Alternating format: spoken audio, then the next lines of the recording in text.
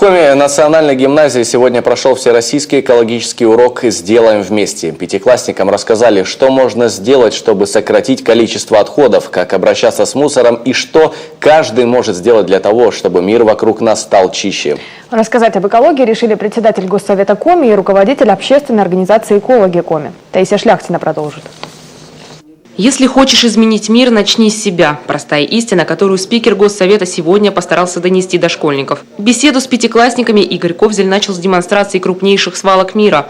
Только в России 15 тысяч официальных полигонов, нелегальных и того больше. То, что природе необходима серьезная уборка, признают и сами ребята. На дачу езжу через Дернес, и там прямо вот трасса такая туда, и тут прямо на обочине свалки мусора. На каждый вопрос десятки ответов. Юные экологи сами предлагают массу вариантов избавления от мусора. Что такое сортировка и переработка, ребятам известно. Осталось только донести до людей, что каждый может сделать это сам. Гости признают, работать со школьниками такого возраста – одно удовольствие.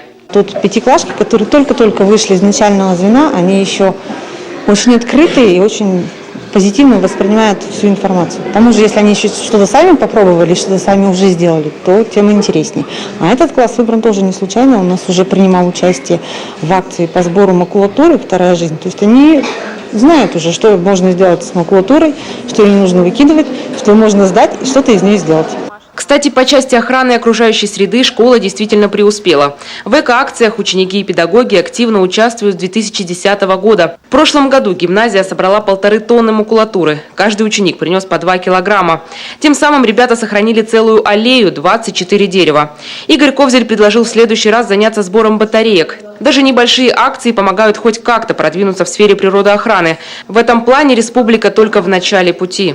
Нечем сильно похвастаться. У нас нет на территории каких-то мощных мусороперерабатывающих заводов. И первый проект, который действительно у нас сделан, это вот в этом году запущена станция по сжиганию древесных отходов, которая вырабатывает и тепло, или электроэнергию. Сейчас она находится в стадии пусконаладки. Надеюсь, что в ближайшее время уже войдет в промышленную эксплуатацию. Это такой первый серьезный шаг у нас на пути к экологическому оздоровлению, скажем так, республики. Станция будет работать на отходах деревопереработки. Председатель Госсовета отметил, сейчас в Коми на экологию тратятся большие деньги, создаются масштабные программы. Однако начинать надо не с законодательных актов и регламентов, а со школы, хотя бы вот с таких небольших уроков и мастер-классов. Кстати, в подобных беседах поучаствовало уже около 200 тысяч учеников по всей России. Таисия Шляхтина, Дмитрий Ведерников, телеканал Юрган, Сыктывкар.